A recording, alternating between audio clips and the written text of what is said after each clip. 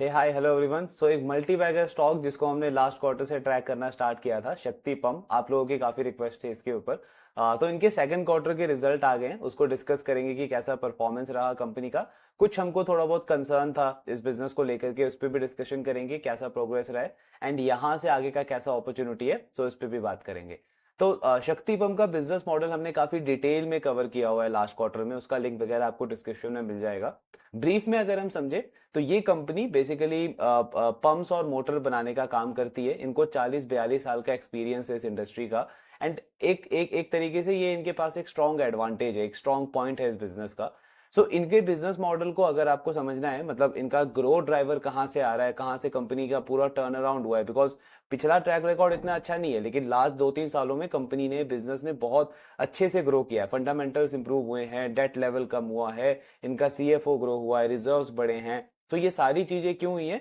Because PM Kusum scheme जो है government का, उसने इस कंपनी के, इसके बिजनेस को बहुत ज्यादा बेनिफिट किया है। पीएम कुसुम स्कीम का थोड़ा बहुत अगर आप बेसिक देखो तो क्या है ये स्कीम। गवर्नमेंट ने स्कीम को लॉन्च किया था। वी ऑल नो कि गवर्नमेंट का फोकस है रिन्यूएबल सोलर एनर्जी के ऊपर।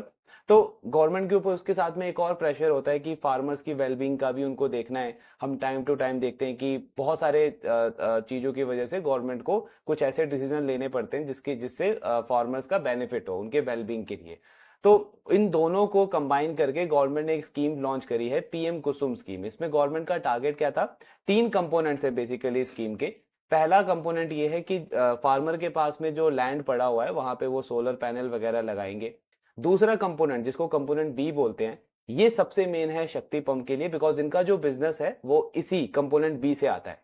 कंपोनेंट बी के अंदर क्या है? फार्मर्स के पास जो पानी वगैरह देने का जो उनका पंपिंग का जो तरीका है वो ट्रेडिशनल है। या तो वो डीजल वाला पंप यूज करते हैं या फिर वो इलेक्ट्रिक पंप यूज करते हैं। डीजल वाले पंप से ऑफकोर्स मतलब एनवायरनमेंट को आप देखो तो वो अफेक्ट कर रहा है। और आपका जो इलेक्ट्रिक वाला पंप है उसमें प्रॉब्लम ये है कि इलेक्ट्रिसिटी की अवेलेबिलिटी बहुत ज्यादा कम रहती है उन एरियाज में।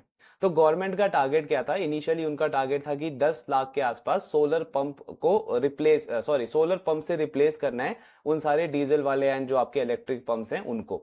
इस टारगेट को बढ़ा करके गवर्नमेंट ने बाद में 30-35 लाख का कर दिया है। ये है इसका कंपोनेंट बी का, जहां से शक्ति पंप का ग्रोथ आता है, बिकॉज ये कंपनी क्या करती है? पंप मैन्युफैक्चरिंग का काम करती है।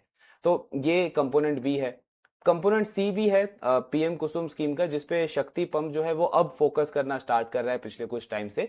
कंपोनेंट सी में बेसिकली गवर्नमेंट एक तरीके का अपॉर्चुनिटी देती है फार्मर्स को कि आप अपना, मतलब वो सोलर पंप तो आप यूज कर ही रहे हो, प्लस उसके साथ में, क्योंकि आपको जो फार्मिंग आप करते हो वो साल में 3-4 महीने करते हो मैक्सिमम, तो बाकी का जो पूरा टाइम है उसमें आप वो इलेक्ट्रिसिटी को सेव करके डिस्कॉम जो है आपकी पावर डिस्ट्रीब्यूशन कंपनीज, उनको वो इलेक्ट्रिसिटी सप्लाई कर सकते हो। इससे क्या होगा कि जो फार्मर्स हैं उनका एनुअली 50-60 थाउजेंड अर्न करने का उनके पास एक अपॉर्चुनिटी रहेगा। एंड जो डिस्कॉम कंपनीज हैं उनका जो नंबर कंपनी ने दिया शक्ति पंप की मैनेजमेंट ने, कि लगभग 1 लाख लॉस जो है उनका वो सेव होगा एनुअली इस पूरे कंपोनेंट सी वाले स्कीम से। तो इसके अंदर शक्ति पंप अभी फोकस करना स्टार्ट कर रहा है। मेन जो कंपनी का धंधा आता है वो कंपोनेंट बी वाले से आता है, जहां पे ये सोलर पंप इंस्टॉलेशन का काम करते हैं। ये इनका बिजनेस मॉडल है। इसके अलावा कंपनी एक्सपोर्ट्स में भी है। एक्सपोर्ट्स में आई थिंक ये 100 से ज्यादा कंट्रीज के अंदर एक्सपोर्ट करते हैं। और एक इनका अदर सेगमेंट है। अदर सेगमेंट में कंपनी क्या करती है? इंडस्ट्रियल जो होते हैं, इंडस्ट्रीज जो होती हैं बड़ी बड़ी, उनको ये पंपिंग वगैरह सप्लाई करती है। फिर आपके जो ओईएम्स हैं, जो पूरा ये सोलर का सिस्टम बनाते हैं, जिसमें अदानी भी आता है, टाटा भी आता है, इनको भी ये सारा जो पंपिंग वगैरह है सोलर पंप से, ये सब सप्लाई करती है। इस पे वैसे कंपनी का फोकस अभी थोड़ा सा कम है रिसेंट टाइम में। और तीसरा एक है इनका, जहाँ पे ये रेजिडेंशियल एरियाज में, हाउसिंग कॉम्प्लेक्सेस जो होते हैं, वहां पे ड्रेनेज सिस्टम के लिए, सीवेज सिस्टम के लिए ये सारा सप्लाई करने का काम करती है। लेकिन मेन जो इनका बिजनेस ग्रोथ आया है पिछले 2-3 साल के अंदर, वो इनके ये गवर्नमेंट के इस स्कीम से आया है, कंपोनेंट बी से। तो ये पूरा शक्ति पंप का बिजनेस मॉडल है। लास्ट क्वार्टर का छोटा सा बैक स्टोरी डिस्कस करें तो क्या हुआ था? बहुत जबरदस्त ग्रोथ कंपनी ने पिछले क्वार्टर में भी रिपोर्ट करी है। लगभग 4 गुना ग्रोथ आया था इनके रेवेन्यू के अंदर। मार्जिन्स में बहुत सुपर एक्सपेंशन आया था। और प्रॉफिट तो लगभग 1 करोड़ से 90 करोड़ पे चला गया था कंपनी का। मैनेजमेंट का गाइडेंस है कि FY25 में हम 30% से अपने रेवेन्यू को ग्रो करेंगे। पिछले पूरे साल में 1300 करोड़ का रेवेन्यू था, 1370 करोड़ के आसपास। और Q1 FY25 में कंपनी ने उस रेवेन्यू का 30% पहले ही कर दिया हुआ है। तो ये इनका बैक स्टोरी है। एक छोटा सा जो कंसर्न था वो क्या था, वो ये था कि मैनेजमेंट सेकंड क्वार्टर के नंबर्स को या परफॉर्मेंस को लेकर के इतना ज्यादा कॉन्फिडेंस नहीं था। क्यों? क्योंकि मॉनसून का टाइम है, तो मैनेजमेंट का बोलना था कि मॉनसून के सीजन में जो ये सोलर पंप की जो इंस्टॉलेशन है इसको इफेक्ट पड़ता है, इस पे इम्पैक्ट पड़ता है। प्लस कुछ इलेक्शन वगैरह का भी फेस था कुछ कुछ स्टेट्स में, जैसे हरियाणा वगैरह में, तो उसको लेकर के एक छोटा सा कंसर्न था। मतलब आप देखोगे कि इतना ज्यादा कॉन्फिडेंस नहीं था मैनेजमेंट Q2 के ग्रोथ को लेकर के। तो ये सारा बैक स्टोरी है शक्ति पंप का। अब देखते हैं कंपनी ने सेकंड क्वार्टर में परफॉर्म कैसा किया है, एंड उसके बाद ऑफ कोर्स हम देखेंगे कि आगे की कैसी अपॉर्चुनिटी लग रही है स्टॉक में। सो इनका अगर आप ये मैनेजमेंट का कमेंट्री है तो ऑफ कोर्स मतलब परफॉर्मेंस अच्छा आया है, तो मैनेजमेंट काफी ज्यादा कॉन्फिडेंस है, सेटिस्फाइड है अपने परफॉर्मेंस से। ऑर्डर बुक कितना है अब शक्ति पंप का? 1800 करोड़ सितंबर क्वार्टर के बाद में। फर्स्ट क्वार्टर के एंड में कंपनी का ऑर्डर बुक कितना था? 2000 करोड़ के आसपास। आगे इनका ऑर्डर बुक देखते हैं तो महाराष्ट्र से सबसे ज्यादा ऑर्डर है कंपनी के पास, 900 करोड़ के आसपास का यहाँ से ऑर्डर है। देन यूपी से, आपका राजस्थान से, झारखंड से, इन सारे स्टेट से कंपनी के पास में ऑर्डर्स हैं। ये जो आप देख रहे हो ये है कंपोनेंट सी। इस पे कंपनी 150 करोड़ के आसपास का पूरा प्रोजेक्ट है, इनका पायलट प्रोजेक्ट है। अभी अभी ये राजस्थान में इस चीज को कर रहे हैं। मतलब ऑफ कोर्स आपको पहले उस काम को प्रूव करके दिखाना पड़ेगा, देन आप आगे डिस्ट्रीब्यूशन कंपनीज को उस चीज के लिए अप्रोच कर सकते हो। सो ये लगभग 150 करोड़ का इनका पायलट प्रोजेक्ट चल रहा है राजस्थान में। और एक्सपोर्ट में भी कंपनी के पास में 220 करोड़ के आसपास का ऑर्डर बुक अभी पड़ा हुआ है। तो 1800 करोड़ का टोटल ऑर्डर बुक कंपनी के पास में पड़ा है। ऑर्डर एग्जीक्यूशन कंपनी का काफी फास्ट रहा है पिछले कुछ क्वार्टर्स में। यही रीजन है कि कंपनी की ग्रोथ मार्जिन इतने तेजी से बढ़े हैं। नंबर्स देखते हैं। तो Q2 में भी बहुत मतलब जबरदस्त परफॉर्मेंस आई है कंपनी की। रेवेन्यू आप देखोगे तो फिर से 4 टाइम ग्रो कर गया, YOY लेवल पे 4 टाइम ग्रोथ आई है रेवेन्यू में। बड़ा हाईलाइट ये है कि क्वार्टर ऑन क्वार्टर भी ग्रोथ आई है 12% के आसपास की। मैनेजमेंट ने क्या बोला था कि सेकंड क्वार्टर को लेकर के हम इतने ज्यादा कॉन्फिडेंस नहीं है, बिकॉज कुछ जो हमने डिस्कस किया, इलेक्शन है, मॉनसून है, तो थोड़ा सा इंपैक्ट रह सकता है रेवेन्यू पे। उसके बाद भी YOY तो 4 टाइम ग्रोथ आया ही है, प्लस क्वार्टर ऑन क्वार्टर भी 12% का ग्रोथ आया है। तो ये नंबर क्या है? बहुत अच्छा नंबर है, क्योंकि एक्सपेक्टेशन कम था लेकिन जो डिलीवर किया है बिजनेस ने वो उससे भी ज्यादा किया है। सो नंबर्स बहुत अच्छे हैं। मार्जिन में आप देखो तो सुपर सॉलिड एक्सपेंशन है। 10% का मार्जिन 23% हो गया इस क्वार्टर के अंदर YOY लेवल पे। लास्ट क्वार्टर में भी इनके मार्जिन में एक्सपेंशन देखने को मिला था। क्यों? पहला तो इकोनॉमीज ऑफ स्केल मिल रहा है, ऑपरेटिंग लेवरेज मिल रहा है धंधे को। दूसरा क्या हुआ था? रॉ मटेरियल के प्राइसेस कम हुए थे। और तीसरा रीजन ये था कि कंपनी ने जो इनके वेंडर्स हैं उनके साथ में नेगोशिएशन किया था काफी अच्छे से, क्योंकि इनका ऑर्डर बुक बहुत स्ट्रांग है, ऑर्डर का पाइपलाइन काफी स्ट्रांग है। सो इन्होंने अपने वेंडर्स के साथ में ये डील किया था कि हमारा ऑर्डर बुक स्ट्रांग है तो हम एडवांस में आपसे ऑर्डर कर लेते हैं रॉ मटेरियल को, आप लेकिन हमको उस पर डिस्काउंट दो। तो एक्स्ट्रा डिस्काउंट भी मिला कंपनी को, जिसकी वजह से इनके मार्जिन में अच्छा खासा एक्सपेंशन हमको देखने को मिला। सेम चीज ये रिफ्लेक्ट हो रही है सेकंड क्वार्टर के अंदर भी। अगेन मार्जिन पे भी मैनेजमेंट थोड़ा सा कंजर्वेटिव था, मतलब मैनेजमेंट कह रहा था कि मार्जिन ये सस्टेनेबल नहीं है, लेकिन Q2 में भी 23% का मार्जिन किया कंपनी ने। और जब आपका मार्जिन इतने हाई रेट से एक्सपेंड करेगा तो प्रॉफिट तो आप देख ही रहे हो कि कितना मल्टीफोल्ड ग्रोथ आया कंपनी का। मतलब 6 करोड़ का पैट था कंपनी का लास्ट ईयर सेकंड क्वार्टर में, इस क्वार्टर में कंपनी का 101 करोड़ के आसपास का पैट आया। मतलब 17 टाइम्स ग्रोथ आई है कंपनी के नेट प्रॉफिट के अंदर। और पैड में भी क्वार्टर ऑन क्वार्टर भी ग्रोथ है, 9.5% का पैड ग्रो हुआ है कंपनी का क्वार्टर ऑन क्वार्टर लेवल पे भी। तो रिजल्ट इन अ नटशेल अगर हम देखें, बहुत जबरदस्त नंबर्स इन्होंने रिपोर्ट करे हैं। ये आपका मार्जिन का एक्सपेंशन है कि कंपनी के मार्जिन कैसे एक्सपैंड हुए हैं। देन एक बड़ी चीज अगर आप देखोगे इनके नंबर्स में, तो इनका 1370 करोड़ का रेवेन्यू था पिछले साल FY24 में। अभी इस साल का सिर्फ फर्स्ट हाफ कंप्लीट हुआ है, H1 FY25 कंप्लीट हुआ है, और कंपनी ने 1200 करोड़ के आसपास का रेवेन्यू ऑलरेडी कर दिया है। यानी क्या हुआ कि 90 या 92% के आसपास जो रेवेन्यू है पिछले साल का, कंपनी फर्स्ट हाफ में ही कंप्लीट कर चुकी है। मैनेजमेंट ने गाइडेंस तो दिया है 30% ग्रोथ का, लेकिन मतलब बहुत हाई चांस है कि कंपनी यहां से इस नंबर को डबल कर ले। यानी कि अगर कोई बहुत एक्स्ट्रा ऑर्डिनरी ग्रोथ नहीं भी आती है सेकंड हाफ में, इसी करंट रेट को भी मैनेजमेंट मेंटेन करता है, तो भी हाई चांस है कि YOY लेवल पे 100% ग्रोथ आ जाएगी कंपनी के रेवेन्यू में। और मार्जिन में आप देखो 16% से 24% का करंट मार्जिन है। सेकंड हाफ में अगर ये मार्जिन थोड़ा कम भी होता है, फिर भी ईयरली बेसिस पे अगर आप देखोगे तो पैट में बहुत सब्सटैंशियल ग्रोथ आएगा। पिछले साल लगभग 140 करोड़ के आसपास का पैट था कंपनी का। बहुत हाई चांस है कि ये पैट यहां से मल्टीफोल्ड ग्रोथ देगा इनका FY25 के अंदर भी। तो डील इसीलिए बहुत ज्यादा जबरदस्त लगती है इसके स्टॉक के अंदर।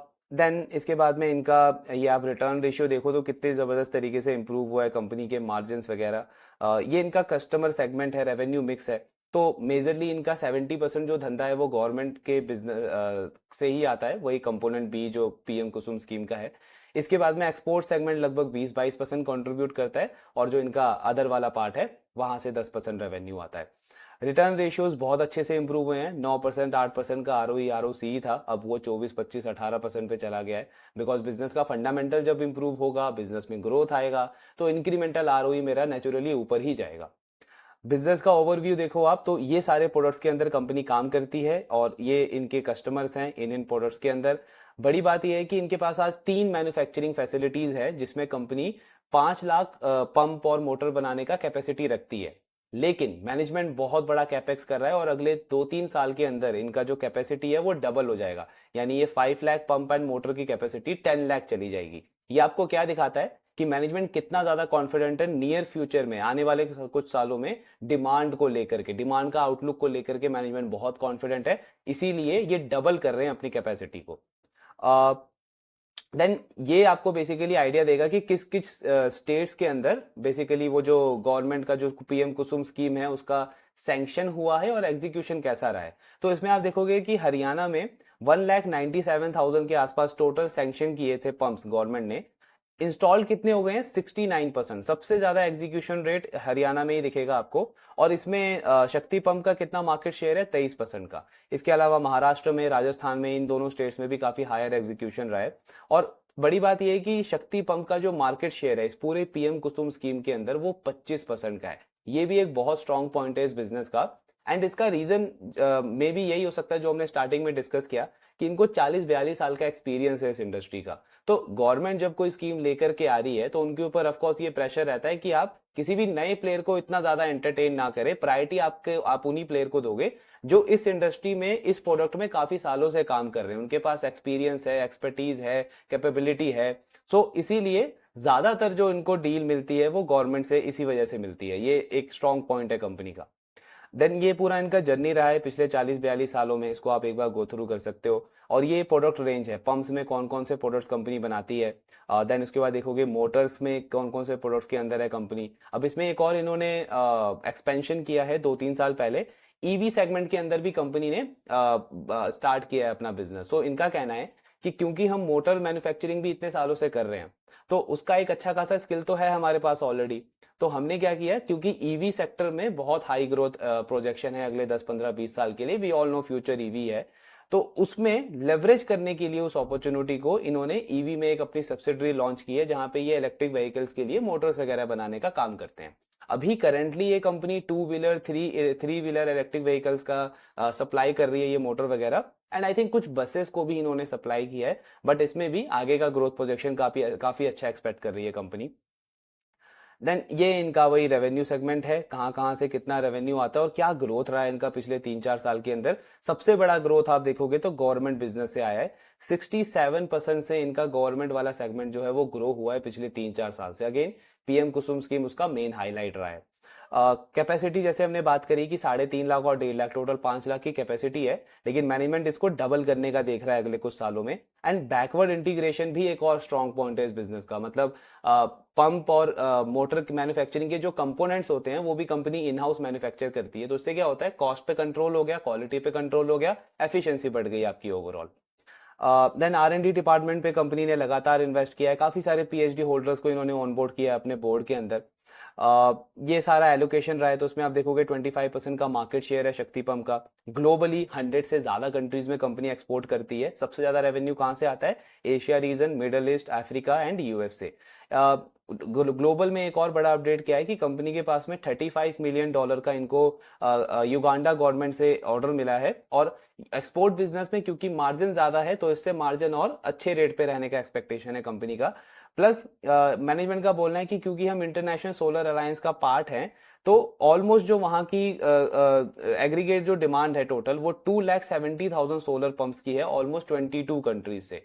तो इस तरीके इस पार्ट को आप ऐसे बोल सकते हो कि डोमेस्टिक डिमांड तो इतनी अच्छी चली रही है, प्लस एक्सपोर्ट सेगमेंट भी कंपनी के लिए एक एडिशनल ग्रोथ ड्राइवर ऐड करता है इनके लिए।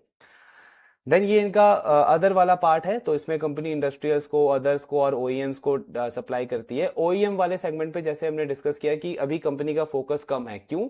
क्योंकि शक्ति पंप की जो मैनेजमेंट है वो अब B2C वाले पार्ट पे भी फोकस कर रहा है। इनका कहना है कि हमको आगे चल के डिपेंडेंसी कम करनी है गवर्नमेंट वाले बिजनेस पे, खुद का भी एक ब्रांड डेवलप करना है, जो कि बिल्कुल सही है। तो इसलिए अभी ये क्या कर रहे हैं, अपने डीलर्स बना रहे हैं, डिस्ट्रीब्यूटर्स बना रहे हैं डिस्ट्रिक्ट लेवल पे, जहां से इनकी ब्रांड की प्रमोशनल और मार्केटिंग हो, सो दैट B2C वाले पार्ट को भी ये केटर करना चाहते हैं। देन ये इनका ईवी वाला पार्ट है। सो इसमें टोटल 114 करोड़ का इन्वेस्टमेंट कंपनी ने प्लान किया अगले 5 साल के लिए। और इसमें मतलब ग्रोथ प्रोजेक्शन तो है ही, बहुत हाई ग्रोथ प्रोजेक्शन है, 50% का ग्रोथ प्रोजेक्शन है इस पूरी इंडस्ट्री का अगले 5-7 साल के लिए। तो ये पूरा इनका ईवी का सेगमेंट है। इंडस्ट्री पोटेंशियल देखोगे आप तो जो ओवरऑल पंप का मार्केट साइज है ग्लोबली, उसका एक्सपेक्टेशन है कि ये 11% पे ग्रो करेगा। शक्ति पंप, समरसिबल पंप और सोलर पंप के अंदर है, यहाँ पे 12 और 16% की ग्रोथ एक्सपेक्टेशन है। लेकिन जब हम इंडिया की बात करते हैं, डोमेस्टिक डिमांड की बात करते हैं, तो शक्ति पंप का मार्केट साइज जो है वो कितने से ग्रो करने का एक्सपेक्टेशन है, 15 एंड 32%। 32% से सोलर पंप का मार्केट साइज ग्रो करने का एक्सपेक्टेशन है अगले 3-4 साल के अंदर। एंड ये कंपनी 25% मार्केट शेयर इसमें होल्ड करती है, तो यही एक स्ट्रॉन्ग पॉइंट देता है शक्ति पंप को। सो ये पूरा इनका रिजल्ट का एनालिसिस था। ऑफ कोर्स बहुत सॉलिड नंबर्स इन्होंने रिपोर्ट करे हैं। सरप्राइजिंगली एक अच्छा पॉजिटिव सरप्राइज किया है इन्होंने। एक्सपेक्टेशन सा थोड़ा सा म्यूटेड नंबर रहेगा, लेकिन उससे काफी अच्छा नंबर इन्होंने रिपोर्ट करा है। एक छोटा सा कंसर्न अगर हम डिस्कस करें तो इनका रिसीवेबल बढ़ गया एक्चुअली सेकंड क्वार्टर के अंदर। पिछले क्वार्टर में इनका रिसीवेबल आई थिंक 880 करोड़ के आसपास था, और इस क्वार्टर में इनका रिसीवेबल लगभग 1016 करोड़ के आसपास आया है। और अगर आप इसको मार्च के लेवल से कंपेयर करोगे तो उस टाइम पे 660 के आसपास का रिसीवेबल था। तो लगभग 50% का इंक्रीज हुआ है कंपनी के रिसीवेबल्स में पिछले 6 महीने के ड्यूरेशन में। लेकिन हमको ये सिंगल डेटा पॉइंट नहीं देखना है, इसके साथ में हमको ये भी देखना है कि कंपनी का रेवेन्यू ही मार्च से ऑलमोस्ट 90% ग्रो कर गया है। तो जब रेवेन्यू ग्रो करेगा तो उसके इनलाइन आपका रिसीवेबल भी बढ़ेगा, और क्योंकि इनका मेन कस्टमर गवर्नमेंट है, तो वहां पे नेचुरली भी जो पेमेंट इनको आता है वो थोड़ा लैग के साथ में आता है, उसमें थोड़ा सा डिले रहता ही है। सेकंड हाफ में मोस्टली इनको पेमेंट्स रिसीव होते हैं। एंड मैनेजमेंट ने लास्ट कॉन कॉल में भी बोला था कि हिस्टोरिकली रिसीवेबल्स पे इतना बड़ा कोई प्रेशर हमको कभी देखने को नहीं मिल रहा है, टाइम पे गवर्नमेंट से हमको पेमेंट आ जाता है। हाँ, इस साल जो Q4 था और Q1 था, क्योंकि उसमें आपका इलेक्शन का टाइम था, तो सिर्फ शक्ति पंप ही नहीं, आप देखोगे जितने ऐसे बिजनेसेस थे जो गवर्नमेंट डिपेंडेंट थे, उनमें उनका रिसीवेबल बढ़ा ही था। और अब जैसा इलेक्शन खत्म हो गया है तो धीरे धीरे कैश फ्लो आना सबका स्टार्ट हो गया है। सो वो पॉइंट, उस पर और क्लैरिटी हमको कॉन कॉल में मिल जाएगा मैनेजमेंट से। बट ओवरऑल अगर हम देखें तो बहुत जबरदस्त डील लगती है, क्योंकि आप पॉइंट देखो कि इन्होंने 90% रेवेन्यू ऑलरेडी कर दिया है, पैट बहुत तेजी से ग्रो कर रहा है, मार्जिन एक्सपेंशन है। तो अगर आप इसका करंट पी देखोगे तो करंट पी इसका सिर्फ 25 का आ रहा है। एंड अगर हम बहुत कंजर्वेटिव एस्टिमेट लें तो भी कंपनी का जो FY25 का फॉरवर्ड पी है वो लगभग 20-22 के आसपास आता है। सो ऐसा बिजनेस जो मतलब हाईली चांस है कि ये डबल करेगा अपने रेवेन्यू को FY25 के अंदर, मार्जिन बहुत तेजी से बढ़ रहा है, ऑपरेटिंग लेवरेज काफी अच्छा खासा मिल रहा है कंपनी को, उसका फॉरवर्ड पी कितना है, 20-22 के आसपास। तो डील बहुत अच्छी बनती है, एक अच्छा अपॉर्चुनिटी बनता है। अब क्योंकि इनका नेचर ऑफ बिजनेस इस तरीके का है कि पर्सनली मैं कभी भी इतना कॉन्फिडेंस नहीं होऊंगा कि ऐसे बिजनेस को टॉप होल्डिंग में लेकर के आऊंगा। ऑफ कोर्स मतलब टॉप होल्डिंग्स में तो मेरा ऐसा बिजनेस नहीं आने वाला, बिकॉज नेचर ऑफ बिजनेस इस तरीके का है। अभी आप देखोगे महाराष्ट्र में इलेक्शन है, प्लस कई बार क्योंकि गवर्नमेंट का फोकस चेंज होता रहता है, चीजें बहुत सारे वहां पे अफेक्ट करती है, तो कुछ भी अप डाउन वहां पे पॉसिबल है, मतलब वोलेटिलिटी का चांस आप बोल सकते हो ज्यादा रहता है ऐसे बिजनेसेस के ऊपर। बट जिस तरीके की डील है और अभी जैसा गवर्नमेंट का फोकस दिख रहा है, तो आई फील एक डिसेंट एलोकेशन लेके एक अच्छा अपॉर्चुनिटी, एक अच्छा री रेटिंग प्ले किया जा सकता है इसके साथ में, बिकॉज वैल्यूएशन काफी लो है और ग्रोथ बहुत अच्छा आ रहा है कंपनी का। सेकंड क्वार्टर को लेके तो कंसर्न था, और वहां तो कंपनी ने और काफी अच्छा परफॉर्म किया है। तो अपॉर्चुनिटी है। बाकी ट्रैकिंग कंटिन्यू रखेंगे, कॉन कॉल डिस्कस भी करेंगे कंपनी का। आपके जो डाउट्स है शेयर करते रहिए। Thank you very much.